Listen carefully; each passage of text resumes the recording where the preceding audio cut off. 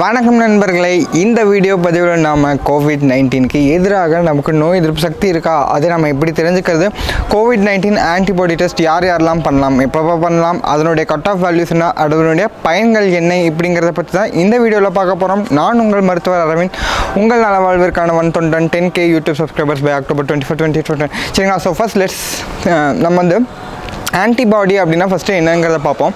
So first Covid virus வந்து நம்மளை தாக்குது அப்படின்னா அதுக்கு எதிராக நமக்கு நோய் எதிர்ப்பு சக்தி ப்ரொடியூஸ் ஆகுது.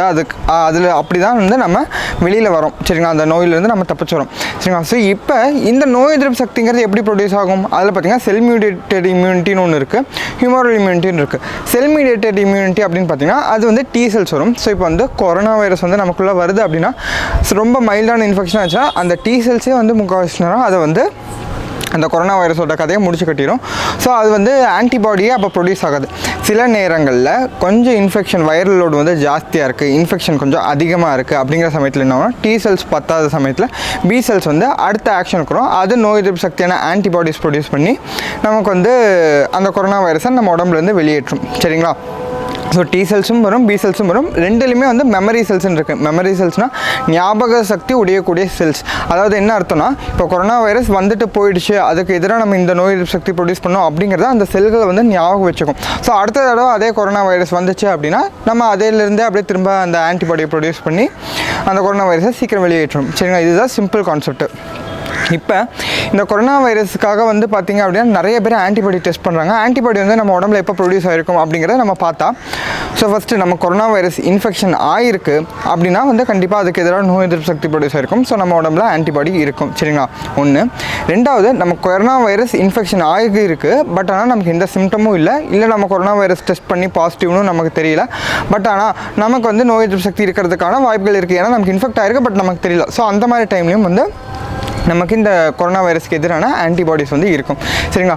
அடுத்தது எப்போ வேக்சின் தடுப்பூசி போட்டதுக்கப்புறம் கொரோனா வைரஸுக்கு எதிராக நமக்கு நோய் எதிர்ப்பு சக்தி இருக்கும். ஸோ அப்போவும் நம்ம உடம்புல வந்து ஆன்டிபாடிஸ் இருக்கும். ஸோ இந்த டைமில் தான் நம்ம உடம்புல வந்து ஆன்டிபாடிஸ் இருக்கும். இந்த ஆன்டிபாடிஸை எப்படி டெஸ்ட் பண்ணிக்கலாம், என்னென்ன தெரிஞ்சுக்கலாம்? எக்கச்சக்கமான டெஸ்ட் இருக்குது, நிறையா டெஸ்ட் கிட்ஸ் ப்ரொடியூஸ் பண்ணியிருக்காங்க. இதில் வந்து FDA அப்ரூவ்டுங்கிறது ரொம்ப கம்மி தான். ஸோ இதுலேயும் நிறையா வகையான ஆன்டிபாடிஸ் இருக்குது. அந்த ஆன்டிபாடிஸ்லையும் பார்த்திங்கன்னா ஒவ்வொருத்தவங்க ஒவ்வொரு வகையாக அனலைஸ் பண்ணுறாங்க. ஸோ இதில் மோஸ்ட் காமனாக யூஸ் பண்ணுறது அப்படின்னு பார்த்திங்கன்னா ஒன்று டயக்னோஸ்டிக் ஒரு கிட் மாதிரி ஒன்று சின்னதாக ப்ரொவைட் பண்ணுறாங்க. அது வந்து வீட்லேயே டெஸ்ட் பண்ணிக்கலாம், 250 ரூபா. அந்த மாதிரி நிறையா பேர் நம்ம இது நிறைய வீடியோஸ் அதை பற்றி ஆல்ரெடி போட்டிருக்காங்க. ஸோ என்ன அப்படின்னா, நம்ம பாடியிலேருந்து பிளட் எடுத்து 1 ட்ராப் வந்து அந்த கிட் ப்ரெக்னென்சி டெஸ்ட் கிட் மாதிரியே தான் இருக்கும். அந்த கிட்டில் விட்டோம்னா அந்த கிட்டில் வந்து ஒரு லைன் கண்ட்ரோல் பக்கத்தில் இன்னொரு லைன் பாசிட்டிவ் வந்துச்சுன்னா நமக்கு கோவிடுக்கு எதிராக ஆன்டிபாடி இருக்குதுன்னு அர்த்தம். இல்லை அப்படின்னா வந்து நமக்கு ஆன்டிபாடி இல்லை அப்படிங்கிறது அர்த்தம் அப்படின்னு சொல்கிறாங்க. அது மட்டும் இல்லாமல் இது வந்து இந்த டெஸ்ட் கிட்டில் எவ்வளோ அளவு ஆன்டிபாடி இருந்தால் பாசிட்டிவ் காட்டும், எப்படி இருந்தால் காட்டாது, இது என்னென்ன ஆன்டிபாடிஸ் டிடெக்ட் பண்ணுது. ஸோ மோஸ்ட்லி IgG தான். ஸோ இதில் இந்த மாதிரி டீட்டெயில்ஸ்லாம் வந்து அக்யூரேட்டாக இல்லாதனால இன்னும் கொஞ்சம் அக்யூரேட்டான டெஸ்ட் ரத்தத்துலேருந்து எடுக்கிறது பார்த்திங்கன்னா நியூட்ரலைசிங் ஆன்டிபாடிஸ் அப்படின்னு சொல்கிறாங்க. இப்போ கோவிட் வந்து நம்ம உடம்புக்குள்ளே வருது அப்படின்னா எக்கச்சக்கமான ஆன்டிபாடிஸ் வந்து நமக்கு ப்ரொடியூஸ் ஆகும்.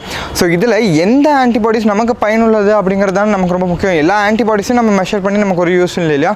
ஸோ அதில் வந்து இந்த ஸ்பெசிஃபிக்காக இருக்கக்கூடிய நியூட்ரலைசிங் ஆன்டிபாடிஸ் மெஷர் பண்ணக்கூடிய டெஸ்ட்லாம் தான் இப்போ ரொம்ப வந்திருக்கு.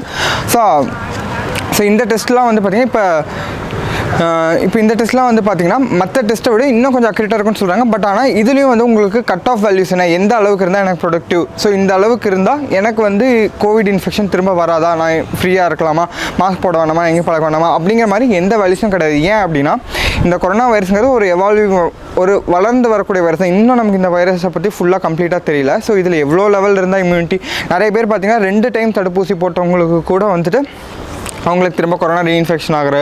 ஸோ இந்த மாதிரிலாம் ஆகுது. ஸோ அப்போ அந்த வேக்சினுக்கு அகேன்ஸ்ட் ஆன்டிபாடிஸ் ப்ரொடியூஸ் ஆகியிருக்காதா? ஸோ அந்த ஆன்டிபாடிஸ் ப்ரொடியூஸ் ஆகியிருந்தால் ஏன் திரும்ப இன்ஃபெக்ஷன் வந்துச்சு, ஏன் இந்த மாதிரி ஆகுது அப்படிங்கிற கேள்விகள் நிறைய இருக்குது. ஸோ இதுக்குமே நமக்கு பதில்கள் வந்து கிடையாது. ஸோ நமக்கு இப்போ வர வேண்டிய முக்கியமான கொஷின் என்ன அப்படின்னா, COVID-19 ஆன்டிபாடி டெஸ்ட் யார் பண்ணிக்கலாம், எப்போ பண்ணிக்கலாம் அப்படிங்கிறது.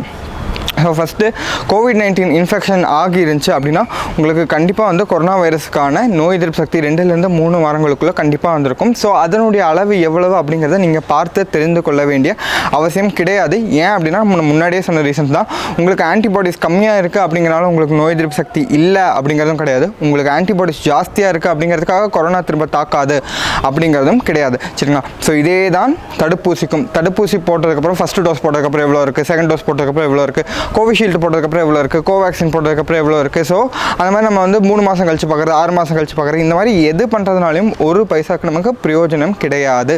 சரிங்களா? ஸோ நிறைய பேர் வந்து நிறைய இடத்துல டெஸ்ட்லாம் ஆஃபர் பண்ணுறாங்க, அவங்களே அட்வர்டைஸ் பண்ணுறதுனால நீங்களாக போய் எடுத்துகிட்டு வந்துடுங்க. ப்ளஸ் அந்த ரிப்போர்ட்டை வச்சு நமக்கே வந்து எதுவுமே என்ன கட் ஆஃப் வேல்யூ, எது ஹை லோ, எது நார்மல் அப்படிங்கிற நமக்கு எதுவுமே சொல்ல முடியாது. ப்ளஸ் அதை வச்சு நம்ம எதுவும் இன்டர்பிரேட் பண்ணி நமக்கு ஒரு பிரயோஜனமான ஒரு வேல்யூ, ஸோ இது இருக்குது, உங்களுக்கு வந்து நோய் எதிர்ப்பு சக்தி இருக்கா அப்படிங்கிறது, ஸோ உங்களுக்கு கொரோனா வராது அப்படிங்கிறது எதையுமே நம்ம சொல்லக்கூடிய ஒரு நிலைமையில் நம்ம இல்லை. ஸோ அப்போ இந்த டெஸ்ட் எதுக்காக கண்டுபிடிச்சாங்க, ஏன் நம்ம யூஸ் பண்ணோம் அப்படின்னு பார்த்தீங்கன்னா, ஒரு இண்டிவிஜுவல் நம்பருக்கு வந்து இந்த டெஸ்ட் வந்து பெரிய பயனளிக்காது.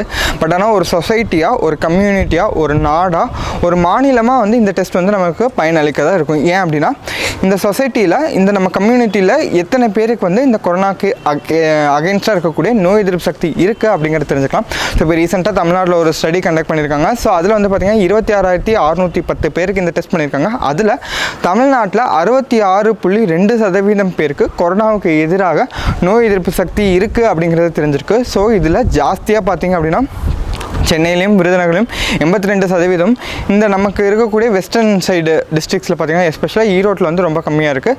ஸோ அதுக்கப்புறமேட்டு கோயம்புத்தூர், திருப்பூர், நாமக்கல் இந்த மாதிரி டிஸ்ட்ரிக்ட்களையும் பார்த்திங்கன்னா 50% கீழே வந்து நோய் எதிர்ப்பு சக்தி இருக்குது. சரிங்களா?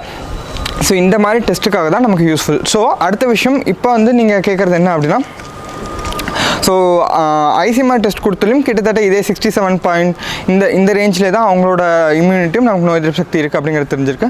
ஸோ நமக்கு இந்த வெஸ்டர்ன் சைடில் வந்து கம்மியான அளவு நோய் எதிர்ப்பு சக்தி இருக்கிறனால தான் திரும்ப இங்கே கேசஸ் வந்து ஜாஸ்தி ரிப்போர்ட் பண்ணப்படுது. ஸோ இப்போ இதுலேருந்து நம்ம தெரிஞ்சிக்க வேண்டியது என்ன அப்படின்னா, இந்த COVID-19 ஆன்டிபாடி டெஸ்டிங் உங்களுக்கு வந்து கொரோனா வைரஸ் வந்ததுக்கப்புறம் பண்ணணுமா அப்படின்னு கேட்டால் தேவையில்லை. ஏன் அப்படின்னா, உங்களுக்கு கண்டிப்பாக வந்து நோய் எதிர்ப்பு சக்தி ப்ரொடியூஸ் ஆகியிருக்கும். அதனுடைய அளவு உங்களுக்கு எந்த விதமான பயனையும் தராது. ஸோ ரெண்டாவது, தடுப்பூசி போட்டதுக்கப்புறமேட்டு நமக்கு ஏதாவது பயன் தெரியுமா, தடுப்பூசி போட்டதுக்கப்புறம் அதனுடைய வேக்சின் எஃபிகசி அப்படின்னு ஆராய்ச்சி பண்ண வேண்டியது அப்படிங்கிறது அந்த வேக்சின் கம்பெனியோட பொறுப்பு. அவங்க எல்லா வேக்சின்ஸுமே, எந்த வகையான வேக்சின்ஸுமே 90% மேக்ஸிமம் எஃபிஷியன்சி இருக்குது, 90%க்கு மேலே இருக்குன்னு தான் இப்போ எல்லாருமே சொல்கிறாங்க.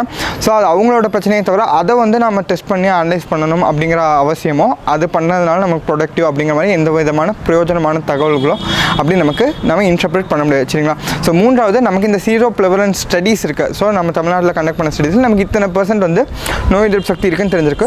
ஸோ இது மூலிமா நம்ம தடுப்பூசியும் போட்டுட்டோம், ப்ளஸ் நமக்கு நம்ம இருக்கிற ஏரியாலையும் ஹை இது இருக்குது அப்படிங்கும்போது நமக்கு வந்து ஒரு பெட்டர் ஒரு ஐடியா கிடைக்கும். ஸோ அந்த மாதிரி விஷயத்துக்காக மட்டும் தான் நம்ம இன்டர்பிரேட் பண்ணிக்க முடியும். தவிர நீங்களாக போய் எந்த விதமான நியூட்ரலைசிங் டெஸ்ட்டோ, எந்த விதமான ஆன்டிபாடி டெஸ்ட்டோ, ஹோம் டெஸ்டிங் கிட்டோ எதுவுமே பண்ணுவது அப்படிங்கிறது அட்வைசபிள் கிடையாது. சரிங்களா? ஸோ இதில் முக்கியமான விஷயம் என்ன அப்படின்னா, இப்போ இந்த செகண்ட் வேவில் ஜாஸ்தியாக இன்ஃபெக்ட் ஆகக்கூடிய ஸ்டேட்ஸ் மகாராஷ்டிரா, கேரளா அந்த மாதிரி ஸ்டேட்ஸ்லாம் பார்த்திங்கன்னா இப்போ இவங்களுக்குலாம் சீரோ ப்ரிவலன்ஸ் வந்து ஜாஸ்தி ஆகிறதுக்கான வாய்ப்புகள் இருக்குது. இப்போ வரைக்கும் கேரளாவில் சீரோ ப்ரிவலன்ஸ் கம்மியாக இருக்கிறனால தான் அவங்களுக்கு கேசஸ் ஜாஸ்தி ரிப்போர்ட் பண்ணுது.